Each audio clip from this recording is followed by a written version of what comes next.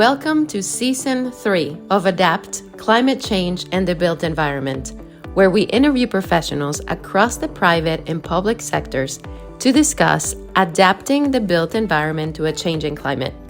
We believe that ensuring climate adaptation to extreme weather and evolving climate patterns needs us to re-examine what it takes to make our buildings, infrastructure, and communities resilient and adaptable so that our society can continue to thrive for years and decades to come. And with that, let's get started. Hi, Jessica. Welcome to Season 3.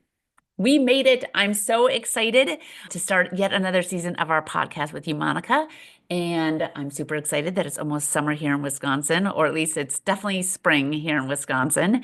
And I'm also really excited that we are starting off Season 3 talking about one of my favorite things to complain about, which is heat. We are talking to Jane Gilbert, the Chief Heat Officer for Miami-Dade County. She works across all the various departments there and different partners to address the risks that we've been talking about, the risks that heat poses to human health, lives, and livelihoods. She has over 30 years of experience in working on public-private partnerships, climate mitigation, and adaptation. She was also the City of Miami's first Chief Resiliency Officer for 4 years before she stepped into this current role. She has a real background working on climate and urban resilience strategy, both for the City of Miami and, of course, now Miami-Dade County, two areas that obviously get a lot of focus when we talk about various issues related to climate change. She also has led nonprofits in the past, and she actually managed environmental risk and community affairs works for large corporations earlier on in her career. She's got a bachelor's in environmental science and a master's in public administration from the Harvard Kennedy School of Government. That's right. And during our episode, she tells us about her work as a chief heat officer. We talk about trees, challenges around implementing heat mitigation, and a lot more. Since Jane Gilbert became a chief heat officer, that concept has really gained international traction in other cities. She really just did pioneering work addressing the growing threat of extreme heat, setting a precedent for urban climate resilience worldwide. So it's the perfect timing as our summer begins to speak with Jane. So just get to it. Hi, Jane. Thanks so much for joining us today. Can you tell us a bit about your background? Sure. Thank you.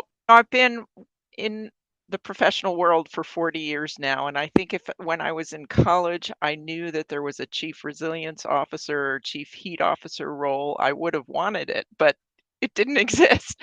So I studied environmental science undergrad and then got a master's degree in public administration. After college, I worked nationally and internationally on environmental risk management and sustainable entrepreneurial ventures. And when I went to grad school, I wanted to focus on impacting my own local city or community. And so I focused on urban community development when I got my master's in public administration.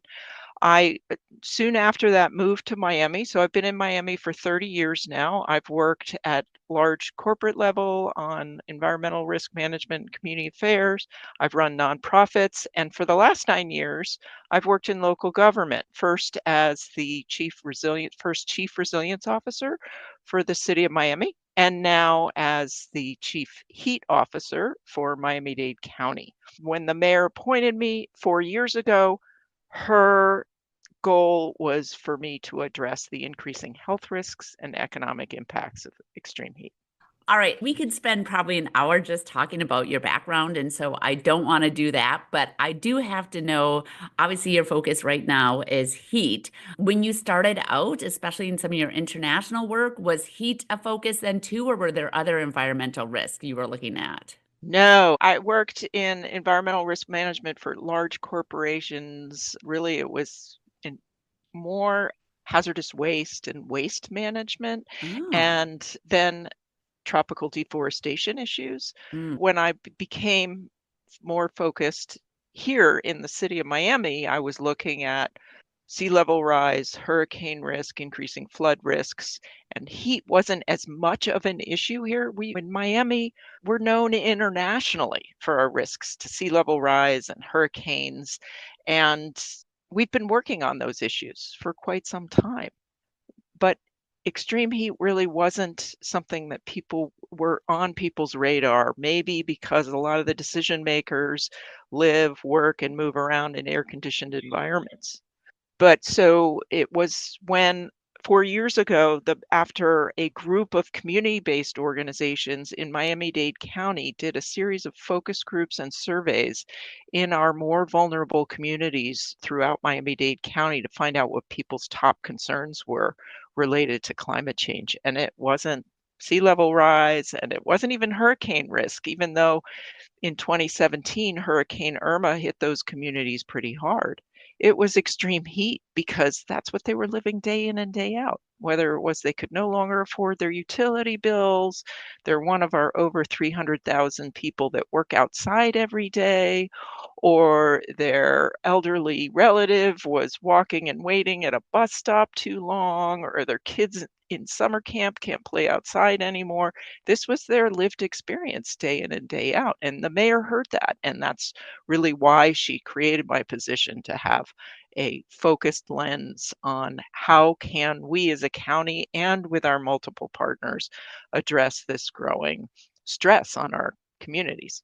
I believe you're the first chief heat officer in the US. Is that correct? Yes. Yes, and I was on a panel with you last year, and I really thought, and I still feel like I'm with a celebrity. So I am so excited to have you on the podcast and learning about your background and your work.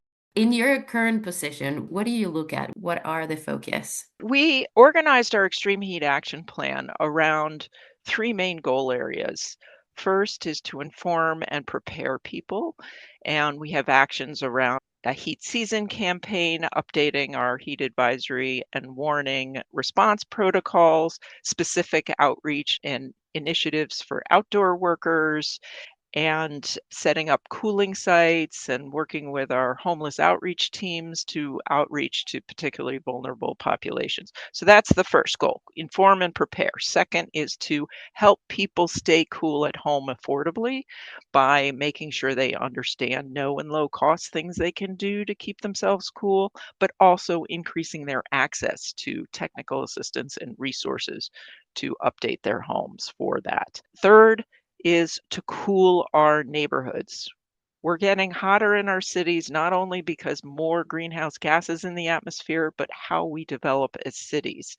The more asphalt and concrete, the less trees and vegetation, more waste heat from our buildings, from our vehicles. All of this can make our cities over 10 degrees hotter, and certain neighborhoods even hotter than other neighborhoods within the city. Cool down certain neighborhoods by increasing that vegetation and tree canopy, by making our buildings more efficient, converting to cool and clean fuel vehicles. All of those can reduce that urban heat island effect. Before we go on, I do want to focus on that first prong of kind of your plan, the informing people of the dangers of heat. I have lived both in northern Minnesota, which is one of the coldest spots in the contiguous US, and also in Texas, which is, according to my dad, who loves Texas history stuff, there was once a general who said, you know what, if he owned Texas and he owned hell, he would rent out Texas and live in hell because Texas was too hot. I always love that line. And I'm like, why am I That's living in great. Texas? But anyway, so I've never liked the heat. And in fact, my time in Texas made me dislike the heat even more. But it's interesting. In both the North and the South, I've found other people have a different approach to heat. Of course, a lot of people up here I'm in Wisconsin now, the upper Midwest are like, oh, I don't care about global warming, I get to be warmer kind of thing. I try to explain all the impacts I can have. But also in Texas, where all my friends heard me complain about the heat for 6 months out of the year, their attitude also was, oh, this is just normal. It's no big deal. And again, Miami, I was wondering if part of the reason why heat wasn't part of the focus is, well, sure, Miami's just hot and everyone just thinks that's just what it is.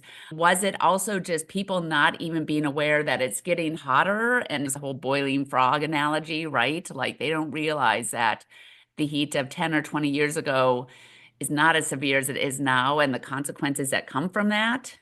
Absolutely. And I will say places like Texas and Florida are pretty well adapted to heat because Yeah. we have so many buildings. Most buildings have air conditioning, but again, not everyone can afford that air conditioning. Hmm. Not everyone can repair their air conditioning.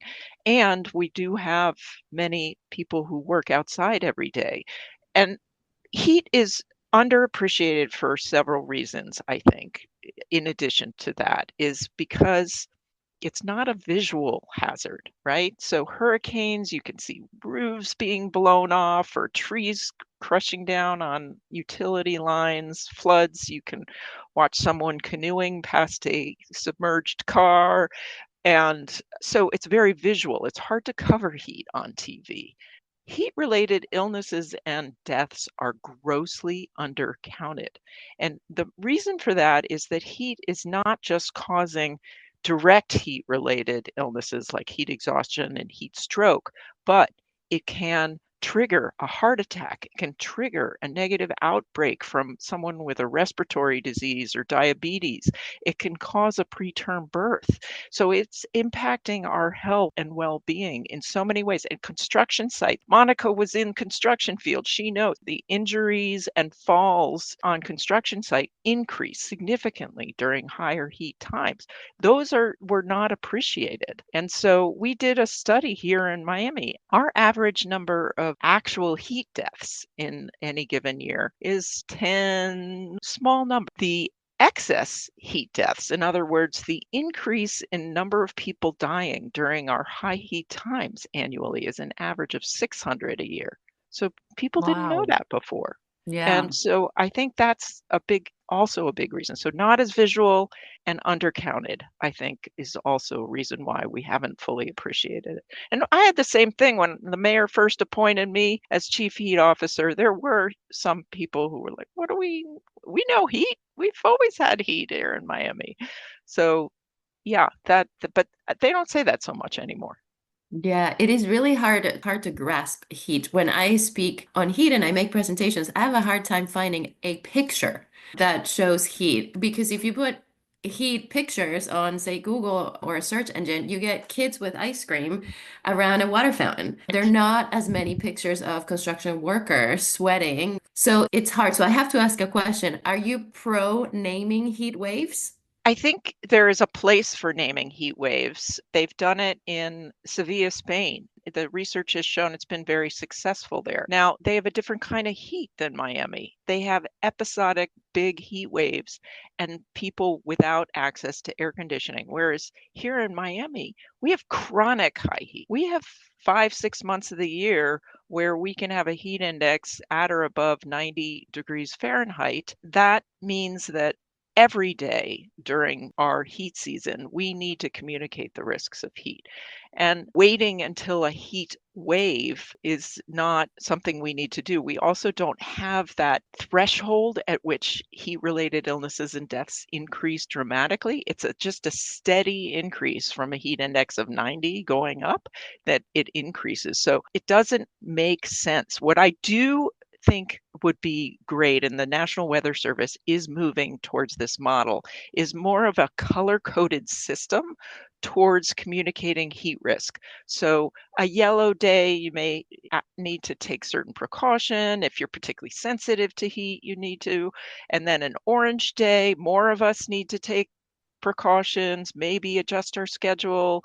A red day, we may need to adjust work schedules and hydrate a lot more often. A purple day, we stay inside if we can. And so that kind, like we do with air pollution. And the National Weather Service is thinking about moving in this direction, and I strongly support that because I think heat is something that's gradual and it's not just a green or red light. There's gradations, and I think communicating that to people is helpful. So, on that note, and going back again to the first prong of your plan, do you think you have made progress in informing people? And of course, I think not just people, but yes, businesses, government leaders. Do you see an increasing awareness of this throughout the Miami-Dade County? Absolutely. We've done this with our heat season. The mayor charged me with raising awareness on the level that we do for hurricane preparedness every year. Mm. So we did radio and television spots, social media, outdoor media, and bus shelters, bus ads, and in the zip codes that we know have the highest rates of heat related illnesses. And we even did displays in hardware stores, make sure our workers have the messaging, and in multiple languages, in English, Spanish, and Haitian Creole. We've reached over 3 million people through multiple channels each year, and we've done a series of trainings also for key leaders in the community, for summer camp providers, for employers, for our homeless outreach teams, for our cooling site staff. And I think that has also, and for community-based volunteers again, in the communities where we know we have the highest rates of heat-related illnesses.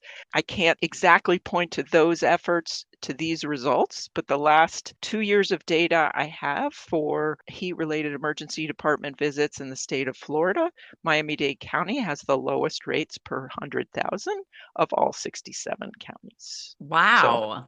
I That think seems we're like, having an impact. yeah, that's pretty convincing. That's great. What are the particular communities or groups of people who are dealing with more of the challenges that extreme heat poses? So we look at vulnerability in two ways. One is sensitivity. So certain people, conditions make people more sensitive to heat. Infants, young children, even children up to teens are more sensitive to heat. Pregnant people are more sensitive and can have more negative impacts on their birth outcomes to heat. People with pre-existing heart, lung, respiratory conditions, diabetes, certain medications can make people more sensitive to heat. If you're on a diuretic, if you're on antidepressants, all of those can make you more sensitive to heat. And then there are people who are more exposed to heat because of their work. They could be indoors in an undercooled environment or outdoors. There are people who can't afford, and we know people who have access to air conditioning at home who aren't using it because they need to use that money to put food on the table. And those can have real negative health outcomes, or they can't get their HVAC repaired in the middle of July when it breaks down for weeks on end, and then that can have a severe. So they're more exposed to heat, people who have to walk and wait at a bus stop too long, kids playing outside, athletes. That combination of sensitivity and exposure is how we look at vulnerability. And we mapped that based on heat-related emergency department visits and hospitalizations in the county. And it was our lowest income areas, our areas with the highest urban heat islands, and in Deep South Dade, where we had the highest number of outdoor workers. I was going to ask, is that you'd referenced before zip codes with the highest heat problems? Is that what you're Yeah, talking about now? exactly. We looked at the zip codes with the highest emergency department visits and hospitalizations related to heat. And the disparity is significant. So Yeah. some zip codes have 4 times the rates of heat-related emergency department visits and hospitalizations than other zip codes in Miami-Dade County. It's an unfortunate reality of urban planning that often the urban heat island effect goes along with the poorer populations, Correct. right? Like one way to tell, even if you don't look at the buildings or anything, one way to tell if a neighborhood is wealthier or not is how many trees are planted along the streets and things like that. So you already have Correct. an overlap there oftentimes. And then again, you may also have, there may be a lot of those same people that are the ones who are being forced to either work outside or take public transportation. So a lot of times I think you can have these people are basically hit with triple whammies. So one question related to that too, I know in some, I don't know if this is true nationwide, but I know in some cities, like in the winter, you're not allowed to turn off the gas or the electricity, right? Because you're like, you can't, even if people aren't paying their bills, they have to be able to heat their apartments or their homes in the winter. Is there anything like that in that you're aware of in Miami or Florida generally for the summertime for the heat for that same issue? So we were able, with some of our community-based partners, able to convince our investor-owned utility, Florida Power and Light, to have a cutoff threshold of temperature of 95 degrees where they Hmm. can't cut people off. There is no state requirement, Okay. however, and that is something that we'd like to work toward Yeah. for sure. What are the solutions? What actionable items can be done to protect those vulnerable populations like construction workers or summer campers, etc.? Yeah, so, first is to make sure people know the risks, know the signs of heat-related stress, and how to respond. Second is to change the conditions, right? So for workers, you want to make sure that employers are providing them access to cool and potable water and to cool areas to take rest breaks when they need it. Same for summer camp. You might want to make sure those camp providers are changing schedules and making sure they have reminders about water. For people in their homes, make sure they have access to both information on how to keep cool without rising your utility rates and access to more technical assistance and resources to upgrade their homes to make sure that's the case. Finally, we're trying to cool those neighborhoods that are the hottest and with the most illnesses through tree planting. We've doubled our annual tree planting from 8,000 a year to 16,000 trees a year, but focusing over 90% of those trees are planted in those areas with very low tree canopy. We're also partnered with the school district, which is the second largest landowner in the county, and with our faith-based community, which collectively owns more land than the county in the areas that we need trees the most. Both the schools and faith-based communities tend to have a good amount of land where trees could be planted. One of the challenges in these historically more concrete jungles is to find the places where we actually can plant trees.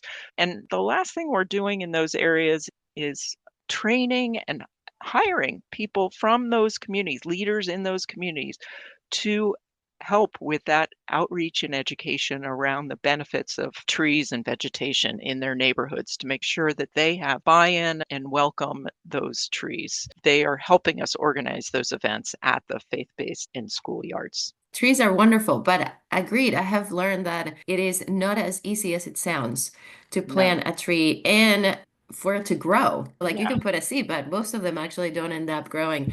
And looking at what are the native trees, right, that are Right. unique to the region, etc. But that shade, I've learned through my time in construction and doing the heat study, that shade plays a big role in mitigating heat. And as you're talking about summer campers, my children spend 2 weeks at a Miami camp. Even though I don't live in Miami, I live in New Jersey, but we go to Miami in the dead of the summer. I hear you when you say there's no heat wave per se in Miami. It's just the entire summer. The summer camp, there's fans everywhere. It's outside most of the time where there's pools, there's rivers. And so they spend a lot of time in the water and they do take breaks in air-conditioned spaces. It's about just thinking it through and planning. Yeah. So it sounds like the work that you have done is really fantastic. I know another thing we've seen a lot of besides trees really over the past couple of summers become a big deal, the cooling centers. Also, we've been hearing about Yes. cities putting up cooling centers. Is that something too that Miami-Dade is doing? Yes. So when I was first appointed as chief heat officer, we updated our heat advisory and warning thresholds and wanted to update our protocols, including expanding our cooling site network to over 50 sites countywide, using our libraries and parks facilities primarily as places for people to go cool off, hydrate, and not have to worry about being moved out of there anytime. This year, we expanded further to 64 sites through a partnership with City of Miami and Camillus Health, a healthcare provider. We have even more sites available throughout the county as places for people to cool off. I will say that generally they're not used a lot, but they're for those that when their AC breaks down and they don't have other places. Most people like to go to a neighbor's house or friend or family member, or they may have their own church or something that they go to cool off. But certainly there are people that use our libraries and our parks to cool off. That was going to be my next question. I hear a lot about cooling centers. I'm picturing a big white like tent. The cooling centers are actually places that already exist, but you're telling people you can come here. You don't need to worry about you're going to be kicked out for loitering or anything. That's really what you're doing. Exactly. And it's a comfortable place, particularly our libraries, I think are Yeah. the most popular because computer access, there's all sorts of things that kids can read books and have comfortable places to sit. Yet another reason why libraries are awesome and we need to continue to Yes. support them and we need more of them. I'm a big library fan, so that's awesome. It's almost a definition of adaptive reuse. use. It's not just a library, it's also a cooling center. You're not building yet another building. So that's fantastic. Do you run into issues or challenges when trying to address extreme heat, like unintended consequences?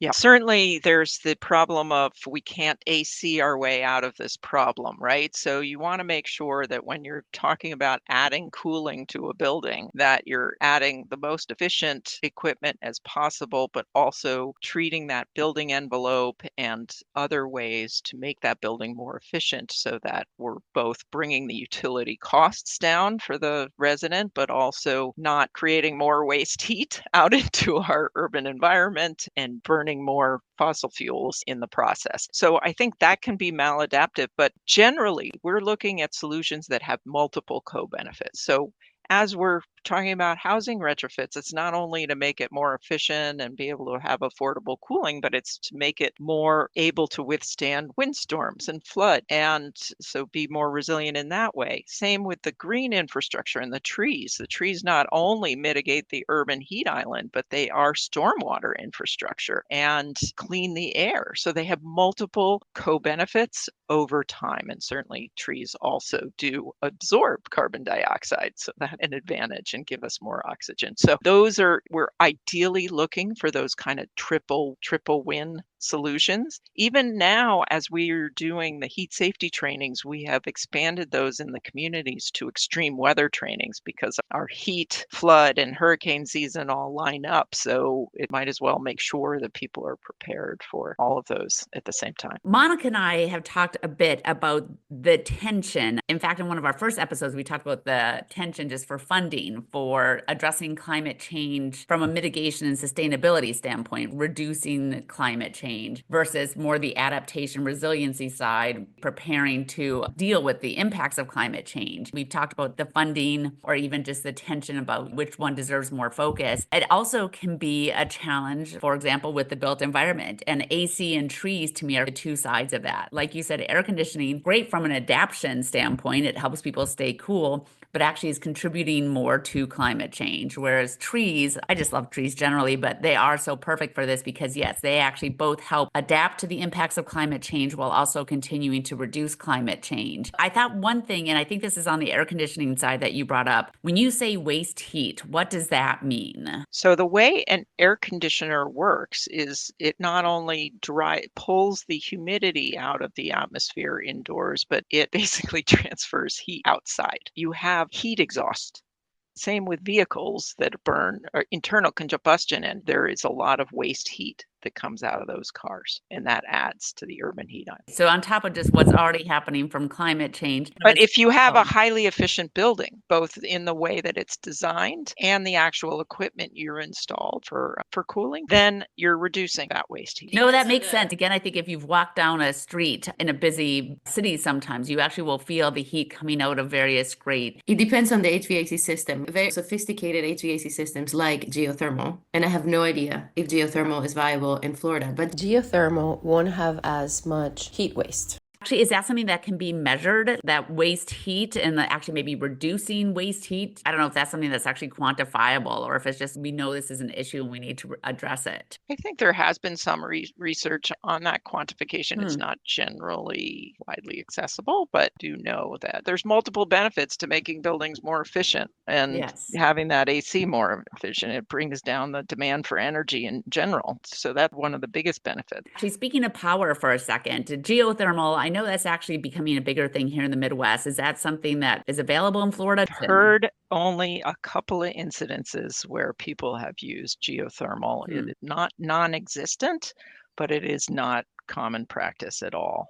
I don't know the full reasons for that. Yes, it is always interesting because everything in some ways does come back to the energy that we're generating and how we're generating it. Another thing too that we've talked about, again with the rule on not turning off electricity, is whether there are going to be other government related rules related to heat. For example, there is and I know it's still pending. I don't know if it's going to actually be implemented now. There's been talk of an OSHA regulation being added to protect workers from high levels of heat exposure. There are some states that already have that. Sometimes it's specific to agricultural workers, or I think Minnesota, they actually have it for like inside factory workers. And I know, of course, Florida had an issue where I think, was it Miami? There were some cities that were trying to protect outside workers, and the state actually banned that. Correct. We did try. Do you see any possible regulations at any level being passed anytime soon to address these heat issues? As you mentioned, there are several states that have rules around heat protection, and the previous administration, the Biden administration, did issue proposed rules for heat protection. There is a hearing coming up for that with OSHA. I don't see that likely being adopted or passed within this administration, but it is possible that other states will adopt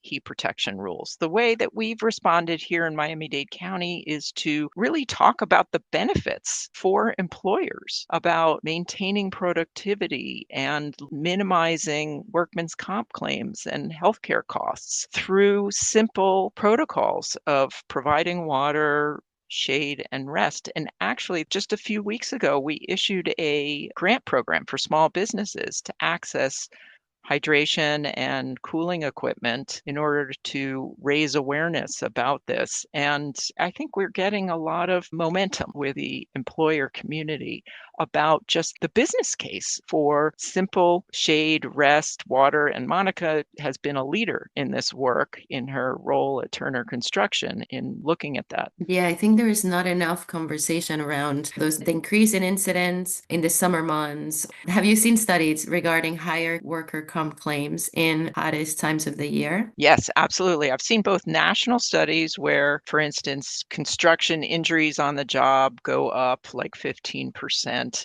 Not only that, I asked our risk management department in the county to look at first 10 years of data of just heat-related incidences, and it was very low, much less than 1% of our direct heat-related incidences. But then I asked, well, is there an increase in overall claims in our higher heat months from May to through September? It was over 30% increase. So Wow. we know that, again, injuries, heart attacks, other things, because people are experiencing heat stress, that is raising accidents out there on the job and other incidences. So we have implemented at the county, every department has to assess every work class and create customized protocols for those job classes. And we've had really great success with that. Do you mean like protocols for addressing the high heat months and worker safety? Correct, because how you address it for fire and or a police officer is different than someone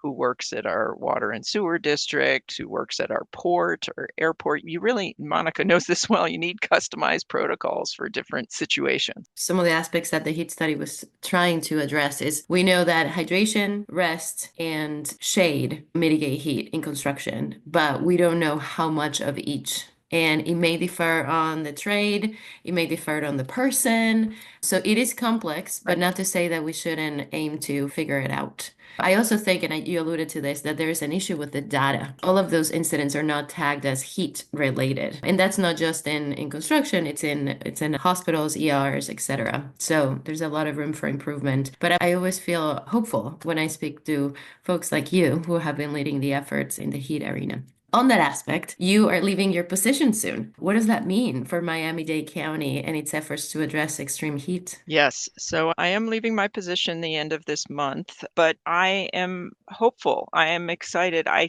think it's been an honor and privilege to serve this role of just focusing on heat and heat stress and heat disasters for this last 4 years and create plan, begin implementation of that plan.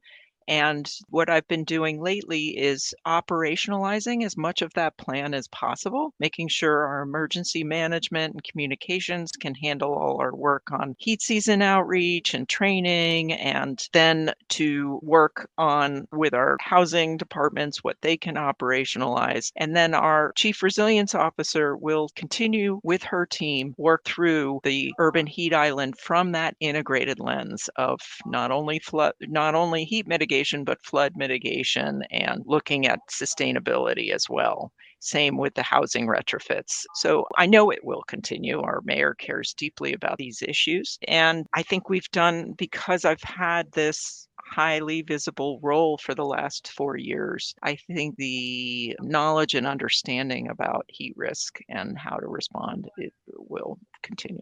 I appreciate, even though I don't live in Miami, I appreciate anyone who is taking on these hard issues, especially the dangers of extreme heat. I know government officials get bashed a lot these days, but I'm like, it's thanks to the unappreciated work of people like you that communities are hopefully getting safer, especially as we have challenges that are just going to get harder and harder to deal with over the years to come. So thank you, even as someone who has never lived in Florida, for your work. And I have to ask, what is next for you? Are you off? You certainly don't need to do anything. You've been working very hard for a long time, but is there something else you're planning to do next? So I will save a good amount of time for more family, friends, fun adventures. Nice. But I will continue to do this work in some fashion. I'm thinking both on the hyper-local scale of neighborhood and city revitalization, but also to coach other city leaders like myself across the nation, maybe internationally, on how to help them do their work. That's great. That sounds like a wonderful next step. Thank you so much for taking the time to talk to us. Thank you again for all of your hard work over so many decades, and especially there in Miami. I appreciate everything you've shared with us and taking the time to talk to us today.